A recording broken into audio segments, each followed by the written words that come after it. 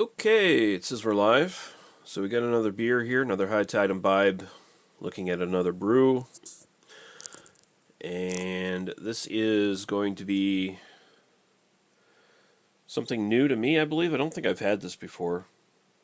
This is a brewery out of Prince Edward Island. Montague, Prince Edward Island. I don't know where that is. But this is the Copper Bottom Brewing Company, and this is their Broadside APA, or American Pale Ale. So we'll just try to get that there. I'm just sharing this. Like I said, this is new to me. I'm actually kind of doing the research as I do the review kind of thing. So we got their website here, and we'll just take a quick look and see what else they have, apparently. I think one of their other ones I have had. I think I've had their blueberry sour, kettle sour. But they have a Selenial Stock Blonde Ale, Rabble Roser Red Ale, the Broadside, which we're doing, Parkman Avenue Double IPA, Juno New England IPA, Flora Czech Pilsner, I'd like to try that. Kins Stout, Oatmeal Stout, Birthday Beer 3. I assume that must be like a yearly thing they do, because this year's a Champagne IPA. Flux Galaxy Session IPA, I'd like to try that as well. North Paw Rye IPA and Field Trip Tangerine Sour. Okay, so we'll stop sharing. Well, no, let's just check the beer here first. So, where's it? So the Broadside, 30 IPUs, 5.9%. Okay, we can stop sharing that. And we can come back into this. So here we go. We'll take a look and see what we think of it.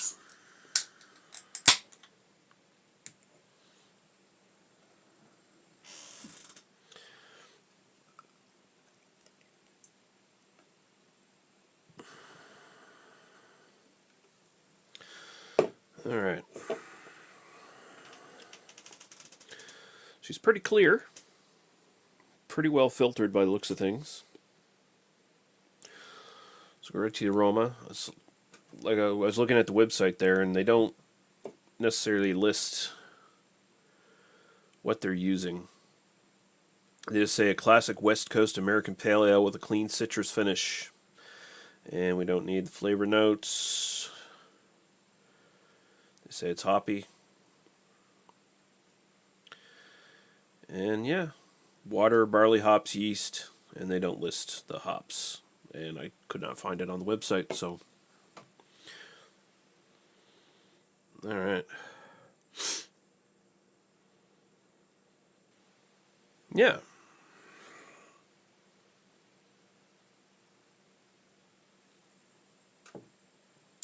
Lady Lee's on here, and she says, you have an extensive beer glass collection.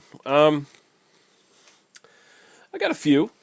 I've got like 3 other little glasses I use for whiskey or whatever too, but I've got too many. Is the problem? I need to get rid of like more than half of what I have on my shelf there, because I need to make space actually for my. I'll show you this actually. So I got the glasses there on my DVD shelf. It's basically the only place I have to put them, and I need to make room for more DVDs. So I'm going to have to, like, I want to pare it down to where I have maybe, like, 1 whiskey tasting glass and maybe, like, 3 beer glasses. 3 beer glasses that can do all the things you need for any style of beer.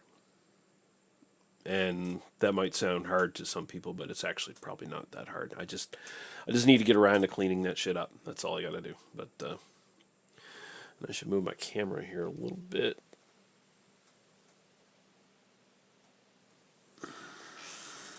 There you go. Lee says, I just break all my glasses. They don't seem to last for me.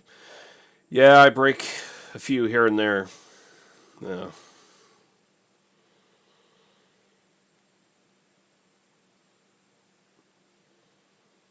Okay, so it is pretty citrusy. It's got kind of a nondescript kind of orange, tangerine-ish kind of thing.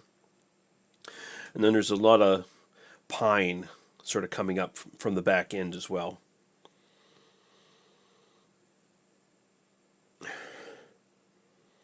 Smells very good, and it does smell kind of classic West Coast IPA from like 15 to 20 years ago. Kind of when that was what the style was. I'm assuming it might have changed a little bit at this point, but smells very good, very inviting. It doesn't have all those mango tropical notes or anything like that, which is stuff I'm just kind of tired of. So, get to the taste. Cheers.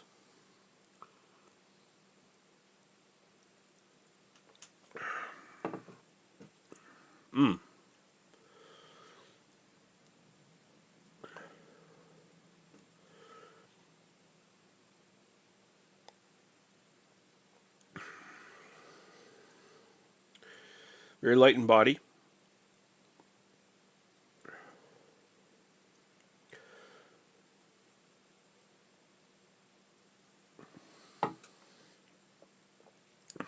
Very simple. Not a lot of malt character coming out. It's much more just about the hops in this. And you got that mild citrusy thing that sort of goes in the background, whereas the pine in the aroma was more in the background, and the citrus was more up front. The citrus is more in the background in the taste, and that pine really comes up in the actual taste in the forefront, and kind of deadens out kind of bitterness at the end. Good, I'd say, mild bitterness, nothing crazy, and it's not supposed to be. It's just supposed to be a typical American pale ale. Although I don't, again, like I say, who knows what a typical American pale ale is supposed to taste like at this point. And then a typical West Coast one at that. Who knows? Maybe people will expect more IBUs, more bitterness. Like I said, 30 IBUs on this, so it's very, very basic in that regard. But it's very tasty, very drinkable.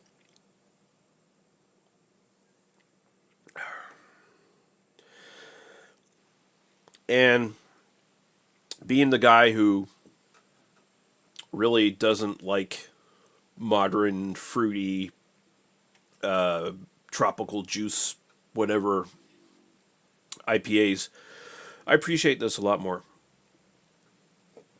When someone can just make sort of a classic. I could use a bit more malt presence. I could use a bit more body on this, but that's just splitting hairs a little bit, I think. They claim unfiltered on the can. I guess it is a little. It is kind of hazy, but still pretty clear. Pretty nice looking. Just your light amber color. This is excellent. It's not. It's no blow away or anything like that. But style wise, I'd say it's a good 8.5. And I'm not the biggest IPA drinker out there, but when it comes to like an IPA that I really like and I can drink a lot of, this one sort of fits the bill. So I'd probably, you know what? I'd probably go 8.5 all around. Style and personal preference. I like this a lot. This tastes like beer to me. It doesn't taste like fruit juice, which is, again, personal quibble. So you got to take that sort of shit into account. But yeah, style wise and personal preference, 8.5 all around. It's very good. So the people at the Copper Bottom Brewing Company with their Broadside American Pale Ale, they did a really good job on that. So I hope more of their stuff shows up in the NSLC, but look for it. It's actually pretty good stuff. If you just want a nice, simple American Pale, you know what? I'm stupid. I've been saying IPA this entire fucking review. I need to correct myself. I just APA. And you know what? I don't even know. I totally fucked this review up. That's what I did, folks. I fucked this review up big time. This is an APA, not an IPA. And if anyone, got through this review long enough to see me admit to my fuck up instead of just turning it off like this fucker doesn't know what the fuck he's talking about, thank you very much for doing that. Actually, style-wise, this is probably a 9.5, maybe even. Yeah, let's just give it 9.5 because I kind of feel bad for fucking besmirching it now at this point by labeling it something different. So 9.5 for style, and I'm still going to go 8.5 for preference because it's still, that's how much I enjoy it. So sorry about that, guys. Fucking beer expert here, on the internet, just telling you how it is and fucking up every step of the way. Yeah. But unlike some beer reviewers out there, I'm not afraid to look like a fucking moron and admit to a mistake. So that's why I'm the king of beer tube. Anyway, thanks for watching, guys, and have a good night, day, whatever. Maybe you live in the Arctic and you have many, many days of night and there are vampires around. Stay in your house, watch my reviews, keep the volume down low, because vampires can hear that shit. And, it'll be alright. And look here. Lady Lee says we still love you. Aw, there we go. I don't feel like a total fucking moron now. Alright, guys, we'll see you later. Bye-bye.